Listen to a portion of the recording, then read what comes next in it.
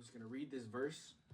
If you see the poor oppressed in a district and justice and rights denied, do not be surprised at such things. For one official is eyed by a higher one, and over them both higher still. The increase from the land is taken by all. The king himself profits from the fields.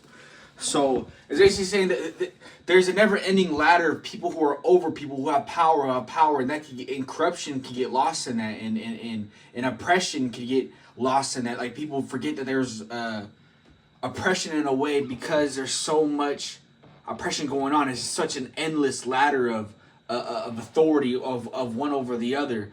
So it's like, don't be surprised. It's constant.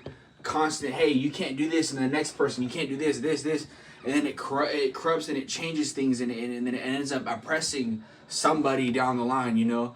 And it says, don't be surprised in a district, and in justice and rights too, because there's always another person to deny the other person's rights, right? If it keeps going higher and higher, there's always someone to say no, right? There's always something to get lost in or lost on, you know. So yeah, I mean that's one way of kind of looking at it, at least. And whoever loves money never has enough. Whoever loves wealth is never satisfied with their income. This too is meaningless. There's never enough, and there's never going to be a certain amount you can't get to, if that makes sense. Although there is, because eventually you're going to pass on.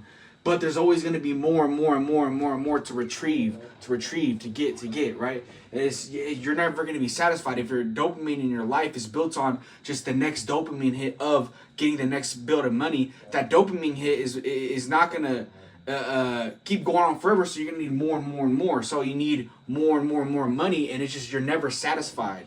Because the goal is to constantly get more, and to increase is different than to, I guess, sustain and be stable. You're trying to increase more, so you're never satisfied. You never get that whatever. It's not a stomach, right?